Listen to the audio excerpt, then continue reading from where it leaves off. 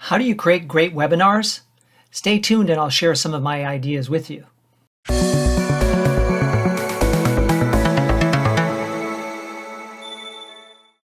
Just recently, I held a webinar for more than 150 people from around the world who wanted to learn more about leading with emotional intelligence. In the description of the video, I have the link to the recording of that webinar in case you'd like to watch it. Because after hearing some of my ideas, you may want to see it as a reference model. So the first idea is be proactive. I asked if I could do the webinar. I was not invited. Although I had a multi-year relationship with the NASDAQ Entrepreneurial Center, who holds the webinar, they didn't see me as a webinar presenter. They saw me as a coach.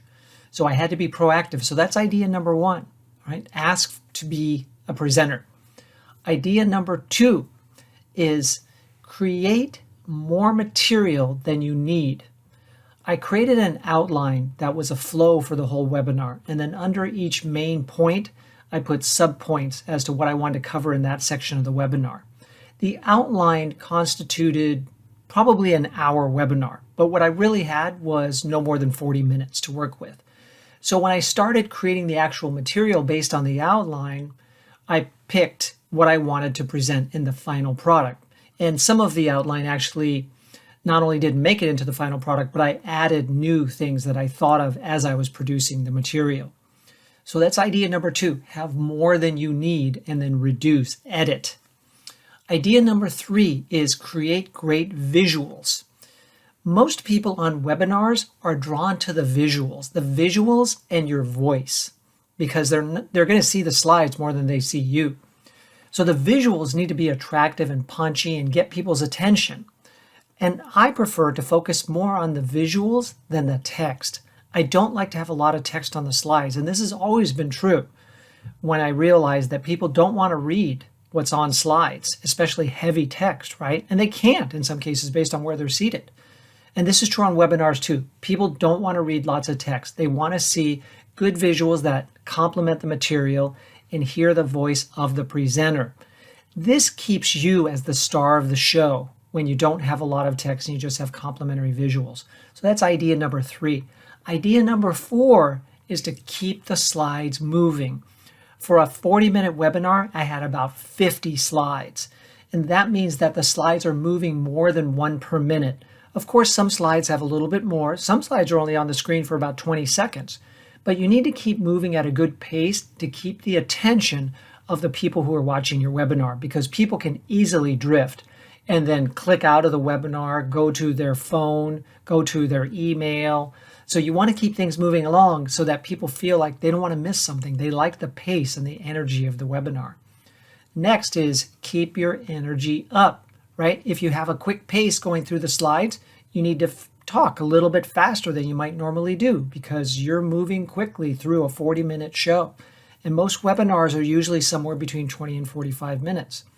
So I like to have high energy going in and maintain that high energy throughout most of the webinar, okay? And then your final idea is engage with the audience regularly. I had an exercise that was very immersive, very engaging, got people involved with the chat, got them thinking, writing down. So I'm tapping into the audience and I'm reading through the chat comments that they're posting in there, reading their names. People like to hear their names mentioned on the webinar. Not only does it feel good to hear your name, but it also reinforces that this is a live webinar. This is not a recording. So when you engage with the audience, it keeps them plugged into the show, makes them feel good, and makes the material more fun to go along with, right? Because it's not just me talking to the audience. And this is also true of any public presentation.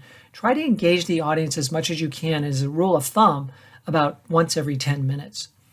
So there you have it, the ideas for how to put together a great webinar.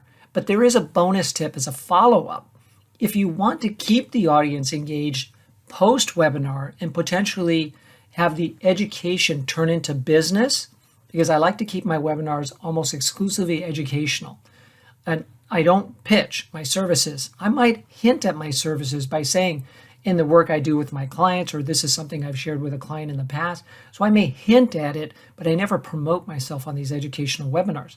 So what I recommend is create a hidden page on your website that people can go to after the webinar if they have the link, and they can access follow-up resources and, of course, some subtle pitches for your services.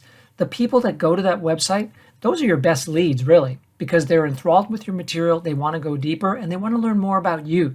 So get them from the webinar to your website with a hidden page packed with great resources.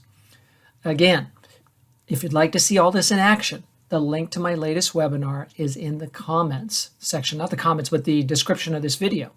Click on that and you'll see a recording, and you'll get more ideas as you watch the webinar that I presented for how you can have a great webinar the next time up.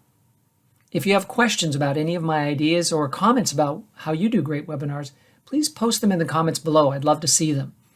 If you'd like to learn more about my executive coach training and certification programs, please email me at michael@bayareaexecutivecoach.com or go to bayareaexecutivecoachtraining.com. Of course, if you haven't yet, please subscribe to the channel and share this video with other people who might be doing webinars in the future and could be helped by it. Thank you very much.